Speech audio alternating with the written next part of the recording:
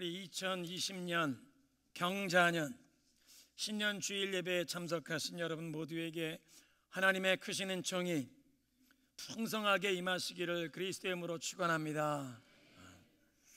신년 벽두에 저희 교회는 이 목적 40일 캠페인을 선포하고 우리 개인과 가정, 우리 온 교회에 하나님께서 특별한 은혜를 부어주시기를 구하고 있습니다. 제가 이 신년 특세 이틀째 되는 금요일 아침에 말씀드렸는데요, 이 영적 부흥의 역사는 파도 타기, 서핑과 비슷하다고 했습니다. 사람이 파도를 만들어낼 수 없습니다. 그냥 서프보드를 가지고 바다 쪽으로 헤엄쳐 나가서 적당한 크기의 큰 파도가 밀려올 때까지 기다렸다가 그 큰 파도가 몰려오면 자기 서프보드에 올라가서 이 파도를 타고 이 파도의 힘에 밀려서 해안까지 신나게 달려오는 것입니다. 마찬가지로 영적 부흥의 역사도 사람들이 만들어내는 것이 아니고 우리는 그저 겸손한 마음으로 기도하고 하늘에서 불을 내려주시기를 사모하면서 기다리는 것입니다. 그리고 하나님께서 영적 부흥의 그 은혜의 역사를 파도처럼 보내주실 때 우리는 감사하는 마음으로, 기뻐하는 마음으로 겸손히 그 하나님의 역사에 순복하고 따라가야 할 줄로 믿습니다. 지난 송구영신 성찬 예배 때부터 지난 3일간 신년 특세에 다른 해와 다르게 많은 성도들이 사모하는 마음으로 참여하고 계십니다. 송구영신 예배에 예년에 나갔더니 그때도 그렇더라 생각하시고 이번에 안 나오셨던 분들은 너무나 좋은 기회를 놓치셨습니다. 다른 해와 다르게 더 많은 성도들이 사모하는 마음으로 나오시고 그 사모하는 마음으로 나온 성도들의 심령에 하나님이 은혜를 부어주시는 것을 송구영신 예배에 신년 특세에 참석하시는 분들이 경험하고 계십니다. 하나님께서 우리 성도들의 마음을 움직이시고 영적인 변화를 사모하며 성령의 은혜를 사모하게 하시는 시즌이라는 것입니다. 금요일 낮에 영어권 장로님 한 분이 전화를 주셨습니다. 와이프 되시는 권사님이 새벽 예배에 참석하셨는데 메시지가 성령 충만한 메시지였다고, 목사님 나도 그 메시지 원고 좀 달라고. 근데 죄송하게도 제 새벽 원고가 99%가 우리말로 돼 있고 성경 구절 한 구절만 영어로 돼 있어서 그 원고를 드려도 영어권 장로님 도움이 안 될 것 같아서 미안하다고. 그렇지만 내일 토요일 새벽 기도회 설교는 녹음해달라고 방송실에 부탁해서 혹시 못 나오신 분도 들을 수 있게 해드리겠다고 그렇게 얘기했습니다. 신년 특세에 참석하시는 분들은 주님께서 새벽마다 기도하게 하시고 새로운 은혜를 구하도록 온 교회를 영적으로 깨우고 계신 것을 느끼고 계십니다. 하나님께서 영적 부흥의 파도를 보내주시는 시즌인데요, 여러분 하나님의 은혜 감사하면서 여기에 함께 참여하시기 바랍니다. 오늘부터 여러분 이 목적 40일 소그룹 모임에 6주간 빠지지 말고 꼭 참석하시기 바랍니다. 매일매일 이 릭과렌 목사님의 목적 이끄는 삶 책을 한 과씩 매일매일 읽으시기 바랍니다. 목적 40일 특세가 진행되고 있습니다. 사모하는 마음으로 기도의 제목을 가지고 주님 앞에 나와 하나님 은혜 부어주시기를 구하시기 바랍니다. 한번 따라 하시겠습니다. 나오면 있고 안 나오면 없다. 나오면 있고 안 나오면 없습니다. 매일 하나님께서 만나처럼 하늘의 은혜를 우리에게 부어주시는데, 광야 생활의 만나는 해가 뜨기 전에 아침에 나가서 거두어 드리면 그날 먹을 양식을 얻었고 늦잠 자고 해가 이미 떠버리면 없어졌습니다. 나가면 하나님이 공급해 주시는 일용할 양식을 얻었고 안 나가면 없었습니다. 나오면 있고 안 나오면 없습니다. 주님께 은혜 받는 자리로 찾아 나가시기 바랍니다. 여러분의 인생을 견고한 기초 위에 세우고 싶지 않으십니까? 건물이 제대로 세워지려면 가장 중요한 것이 기초공사인데 무엇을 인생의 기초라고 하시겠습니까? 인생의 각 분야에서 성공한 탁월함을 나타내는 인물들을 보면 다 기초에 충실합니다. 학생이 공부를 잘하려면 기초가 튼튼해야 합니다. 우리 자녀들 이 뮤직 레슨을 이제 악기를 가르치는데요. 제 딸도 열심히 바이올린을 가르쳤는데 대학 가면서 놓고 다시 붙잡지 않는데, 바이올린 레슨 하시는 선생님이 말씀합니다. 매일 도레미파솔라시도 스케일을 30분씩만 연습해라. 바이올린의 대가들도 그 음감을 유지하느라고 매일, 수십 년을 한 사람도 매일 스케일 도레미파솔라시도를 매일 30분씩 한다는 것입니다. 운동선수들도 기초 체력은 물론이고 기본기에 충실해야 합니다. 아마 요즘 전 세계적으로 가장 널리 알려진 자랑스러운 한국인은 축구선수 손흥민일 것입니다. 대한민국 대통령 이름은 몰라도 전 세계 축구 팬들이 손흥민 선수 이름을 모르는 사람이 없습니다. 영국 프리미어 리그에서도 최고 선수로 꼽히는 자랑스러운 한국인 손흥민, 왼발 오른발로 자유롭게 슈팅을 하고 그 작년에 11월 달입니까? 상대방 선수 7명을 제끼고 혼자 드리블을 70m를 긁어서 멋지게 골을 넣었습니다. 그렇게 훌륭한 축구 선수가 되기까지 축구 선수 출신인 아버지 손웅정 감독이 어렸을 때부터 아주 혹독하게 기초 체력 훈련과 이 축구 기본기 훈련을 시켰는데, 오른발로만 슛하면 안 된다, 왼발로도. 그러니까 손흥민 선수를 방어하는 이 수비 선수는 이 친구가 오른쪽으로 튈지 왼쪽으로 튈지 감을 못 잡습니다. 오른발로 슛해도 골 넣을 수 있고 왼발로 슛해도 골을 넣으니까 방어하는 선수가 어느 쪽으로 할지 감을 못 잡는 세계적인 최고 수준의 선수가 되어 대한민국 사람들 가슴을 시원하게 하는 일을 하고 있습니다. 우리들의 인생에도 견고한 이 기본기, 기초가 중요한데 무엇을 인생의 기초라고 하시겠습니까? 나는 왜 사는가? 무엇 때문에 존재하는가? 우리 이 앞에 배너에 붙은 목적 40일 캠페인 주제를 함께 큰 소리 읽겠습니다. 나는 왜 이 세상에 존재하는가? 내 삶의 존재 이유와 목적, 내 삶의 의미, 쉽게 얘기하면 한마디로 인생 철학이라고 얘기할 수 있는, 이것이 우리의 삶의 기초라고 할 수 있습니다. 어떤 시각으로 내 인생을 바라보느냐, 어떤 생각을 가지고 삶에 임하느냐에 따라서 삶의 모습이 완전히 달라질 수 있습니다. 그래서 이 목적 40일은 우리의 삶의 기초를 다시 한번 점검하는 기간입니다. 나는 그동안 어떤 목적을 가지고 살아왔나? 내 인생에 어떤 의미를 부여하며 무엇을 중요하게 여기며 내가 지금까지 살아왔나? 그게 바른 것인가? 하나님이 나의 삶을 향해, 우리 가정을 향해 가지고 계신 하나님의 목적은 무엇인가? 어떻게 하면 나는 이제부터라도 하나님의 목적에 맞는 삶으로, 우리 가정은 그 하나님의 목적에 맞는 삶으로 나아갈 것인가? 온 교회가 함께 배워가는 기간입니다. 오늘 사도행전 13장 36절 말씀, 다윗의 인생을 한마디로 이렇게 요약합니다. 하나님께서 다윗의 인생을 이렇게 평가하셨다는 뜻인데요, 다윗은 평생 하나님의 뜻대로 살다가 죽어서 조상 곁에 묻혔다. 평생 하나님의 뜻대로 살다가, 영어 성경 NIV는 그렇게 번역했습니다. Now when David had served God's purpose in his own generation, he fell asleep. 다윗이 자기 시대에 하나님의 뜻을 온전히 받들어 섬긴 후에 그는 죽었다. 자기 시대에 하나님의 뜻을 온전히 받들어 섬기는 삶, 여러분, 그것이 진정 성공적인 삶이지 않겠습니까? 하나님이 인정해 주시는 삶, 하나님의 목적을 성취하는 삶, 그런 인생이 되길 소원하면서 오늘은 세 가지 중요한 질문을 살펴보는데, 첫째는 내가 왜 살고 있느냐, 두 번째는 내 인생에 어떤 가치가 있느냐, 내 인생이 진정 가치가 있느냐, 세 번째는 그렇다면 내 인생의 목적은 무엇이냐. 먼저 나는 왜 살고 있느냐, 존재의 이유에 관한 질문인데요, 이건 전혀 새로운 질문이 아닙니다. 태고 이래로 이 인류 역사의 모든 사람들이 한 번쯤은 했던 질문입니다.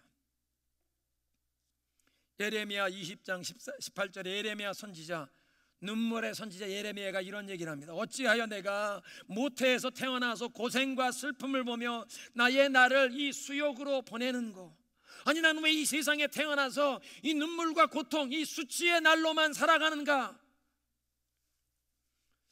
많은 사람들이 인생에 이런 신세 한탄을 한 적이 있을 것입니다. 인생이란 근심과 걱정, 한숨과 눈물의 연속입니다. 해 맑은 날도 많지만 궂은 날도 많습니다. 그리고 극심한 어려움을 경험하게 되면, 큰 슬픔을 경험하게 되면, 큰 고통이 다가오면 사람은 인생의 목적, 내가 살아갈 이유에 대해 질문을 하게 됩니다. 얼마 전에 그런 기사를 읽었는데요, 한국에서 이 대학 입학 예비고사 수능 시험을 보고 얼마 지나지 않아서 한 학생이 부모님께 아버님 어머님 그동안 감사했습니다 문자를 주고 연락이 끊겼어요. 엄마가 문자를 보고 깜짝 놀라서 학원에 전화해보니까 학원에 안 왔대요. 수원에 사는 학생인데 대학 진학을 위해서 이 강남으로 학원도 보내고 학교를 다니던 학생인데 어머님 아버님 그동안 감사했습니다. 이게 무슨 즉시 실종 신고를 했는데 경찰에서 실종 신고를 받고 이 학생의 핸드폰 위치 추적을 해봤더니 영동교 500m 지점에서 찍혔어요. 바로 영동교를 관리하는 거기 파출소에 연락을 해서 여기 지금 고등학교 3학년 수험생 하나가 부모한테 이런 문자를 날리고 실종됐습니다. 파출소에서 순경들이 막 차를 타고 뛰쳐나가서 한 팀은 북쪽에서부터 남쪽으로 다리를 훑어오고 한 팀은 남쪽에서부터 훑어가는데 한 10분 뒤에 정말 이 영동대교에 한 학생이 쭈그리고 앉아있는 걸 발견했습니다. 경찰이 다가가서 야, 우리 경찰 아저씨들이 널 열심히 찾았다. 너는 소중한 사람이야. 야, 추운데 이러고 있지 말고 따뜻한 데 가서 우리 차 한잔 마시면서 얘기할까? 잘 얼려서 파출소로 데리고 와서 컵라면, 김밥을 사줬더니 그걸 막 먹고 너는 소중한 사람이다.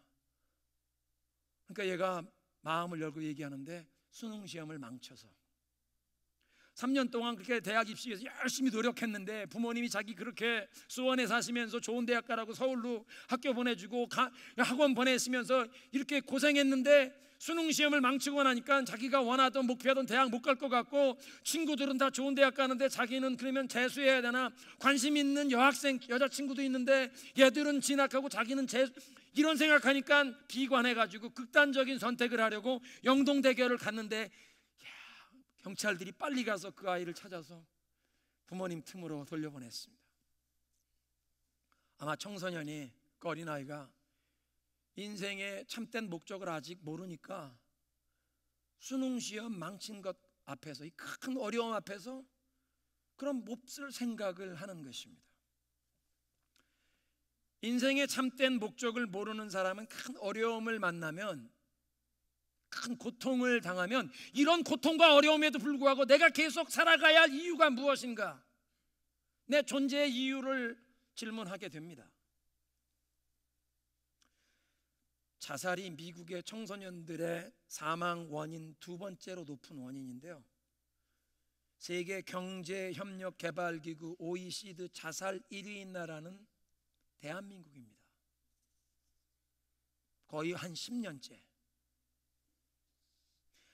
하나님을 떠나서 하나님을 부인하고 나면 인생의 목적을, 존재의 이유를 알 수가 없기 때문에 어려운 문제, 고통스러운 일을 만나면 이런 극단적인 선택을 하게 된다는 것입니다.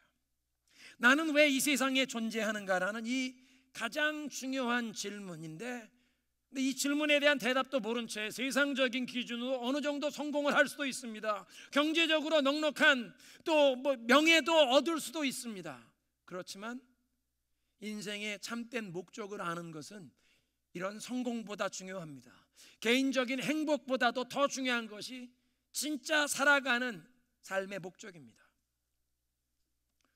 성경은 우리가 하나님이 지으신 존재이고 하나님을 위해 지은 존재이고 하나님의 목적을 위해 지음받았다고 가르쳐 주십니다.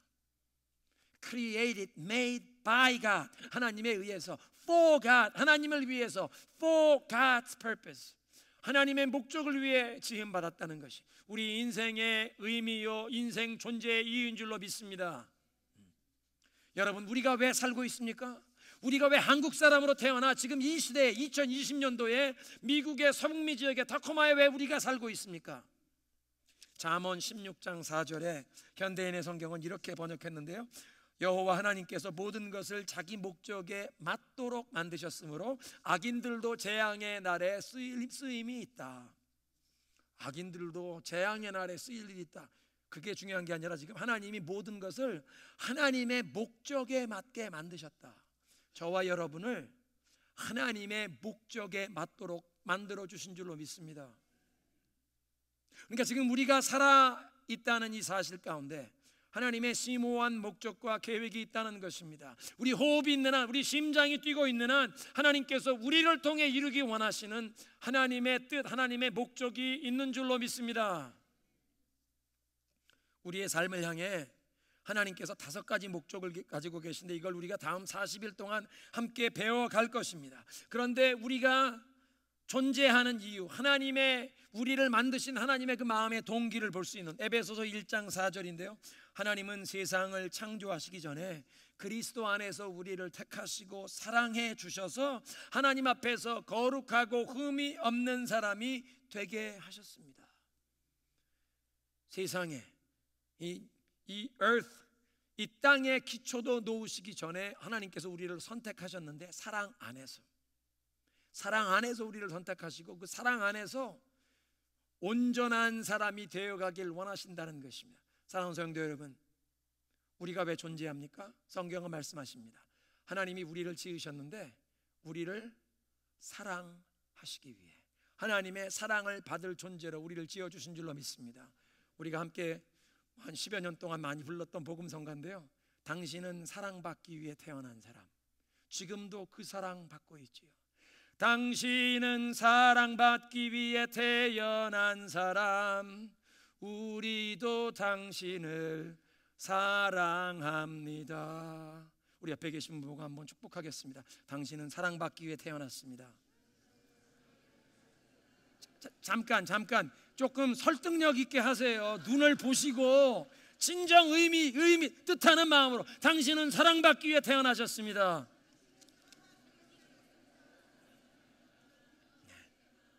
네.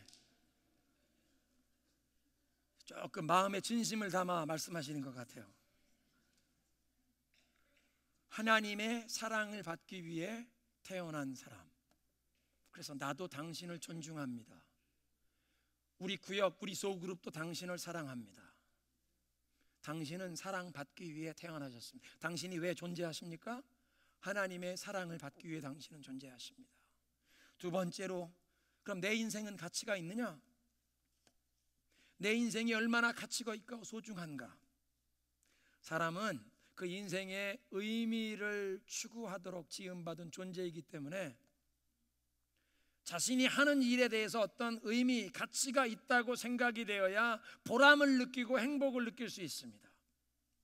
내가 열심히 했던 모든 일이 다 헛수고였고 아무런 의미나 가치가 없는 일이라는 것을 만약에 알게 된다면 너무나 허탈할 것입니다. 너무나 허무할 것입니다. 막 분노가 일어날 것입니다. 인생에 더 이상 살고 싶지 않은 막 좌절감을 느낄 것입니다.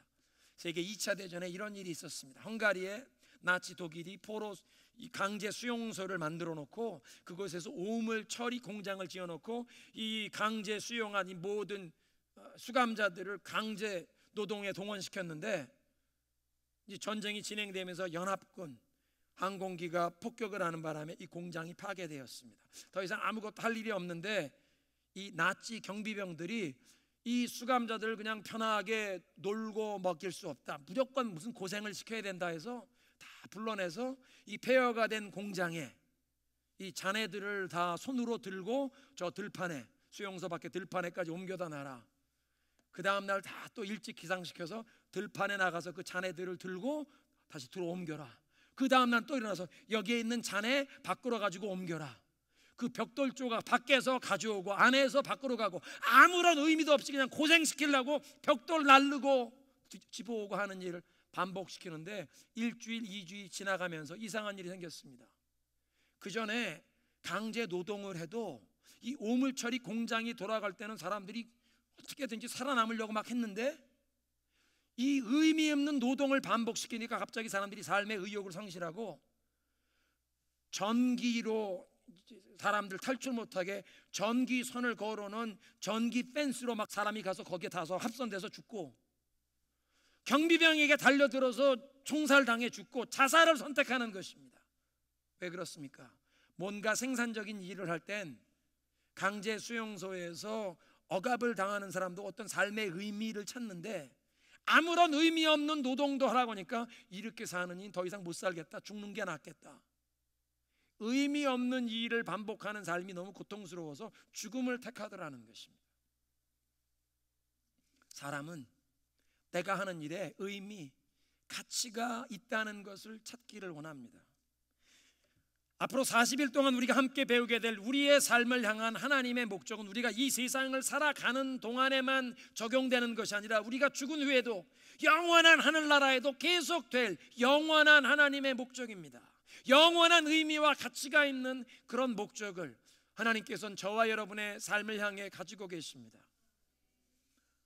하나님의 목적은 영원하다는 것입니다. 오늘 예배의 부름 시편 33편이 그렇게 선포합니다.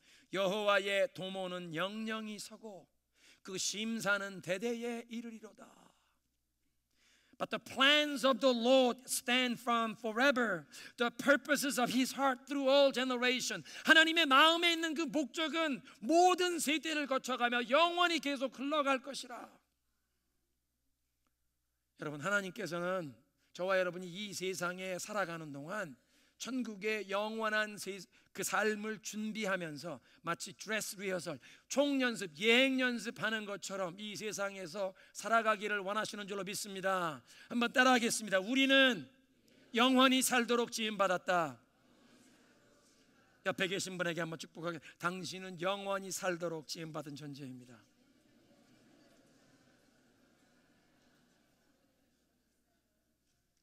하나님의 사랑을 받기 위해 지음받은 존재인데, 그냥 70년, 80년, 90년 이 세상을 살아가는 동안만 그 사랑받는 것이 아니라 영원히 하나님의 사랑을 받도록,